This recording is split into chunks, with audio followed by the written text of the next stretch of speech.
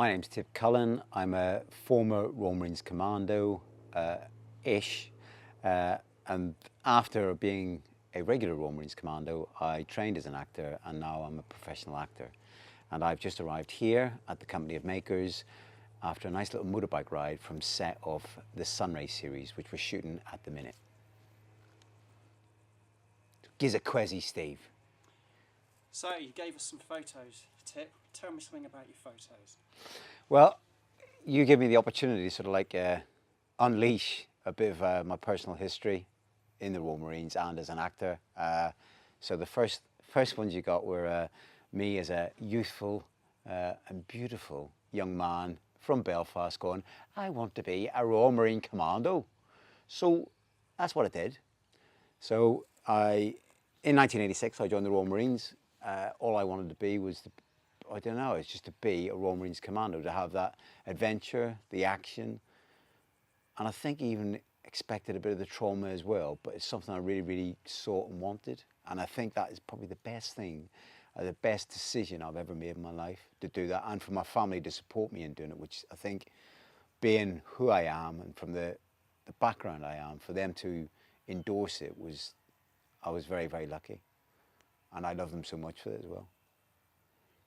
So the photos you've given us, you've shared with us. Yeah. Thank you for that. Could you tell us a little bit about them, please? Right, well, first one is me as a steely-eyed, youthful young recruit as a Royal Marine with my SLR, self-loading rifle, for all those that know. And I joined up in training. Training was incredible. Challenge is, I think, for a young person, training to become a Royal Marines Commando has got to be up there in the premiership of challenges in life. I endorsed it, I embraced it, went with it, and extraordinary. I mean, maybe I'd done all right at it. So I finished off training as a diamond, did go to the King's Badge Board, but unfortunately wasn't selected. I think I wasn't good looking enough, but it was one of those things. And to have the honour to, get selected and be awarded a King's Badge as a Royal Marine is there's very few, and they're very, very unique. No, they're wonderful people, but it's an honour. And I didn't get that honour, but I'd done all right. And I got my green lid and became a member of 42 Commando Royal Marines early in 1987. So the rest of your stories, you've got lots of ice in your story. So you're a mountain leader, I think? Yeah, that was it. Well, my aspirations, obviously, was just to become a Royal Marines Commando. Once that was achieved, then the next step, my next challenge, was to become a Royal Marines mountain leader. I'd seen the programme Behind the Lines on the TV, and I just thought, that is me. So if anyone hasn't seen it, get on YouTube and watch it. It is incredible. It still holds its value. So I focused on that, became a corporal in 1990, 91. And after that, then I pursued becoming a Royal Marines mountain leader.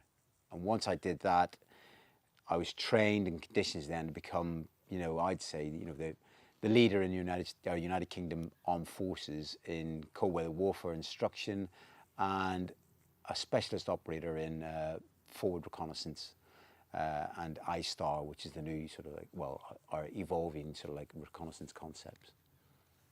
So you shared some photos from your various deployments. Would you like to tell me a little bit about those? Operationally and training on exercises, being a Royal Marines Commander, you're global. So I spent a lot of time in a lot of places all around the world, in a lot of different environments, from, like I say, a cold weather environment to jungles environments in Brunei, Belize, desert environments, Oman, and then operationally in Afghanistan, Iraq, West Africa, and multiple other places, which I've been very lucky to have the opportunity on my career as a Royal Marine to be operationally deployed or in a unit that is always on standby or ready to deploy. So for most of my formative years, I was a commando first. So I was doing the job that I joined up for, and it was only when I got to the rank of, say, Sergeant Major that I get myself in an office. But it happened. It happens to us all. So, but that realization, I think, after you do your time in office, I realized what was it I actually joined up for. So then it was, I need to do something else.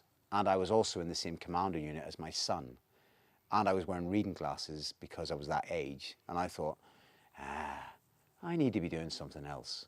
And that was the decision. I went, right, what shall I do? I looked at creative writing and went to university to look at it because we're Royal Marines. I'm an Irishman. We're Royal Marines. We tell stories. So I looked at creative writing, but then there was this degree course on acting. I said, storytelling. What way do we tell stories? We perform the stories. So that's the storytelling I want to do. So I trained as an actor at Marjon University at the Actors Wheel, achieved a BA Honours in acting, and since then, since graduating, I've been very lucky. Even with COVID, I've managed to keep myself employed. And it's great. I don't think, and this is for everyone, I don't think it beats being a Royal Marines Commando. But at my stage of life, it suits me perfectly. A slightly calmer life, perhaps. It does beat getting shot at, blown up, you know what I mean? But the adventure, the camaraderie, the people that I've worked with, we're talking, these are the rock stars of our generation, you know, and I've been very, very lucky. And I've lost a lot of them as well. So I've lost a lot of those, you know what I mean? You know, I'd say like the top percentage of our people, you know what I mean?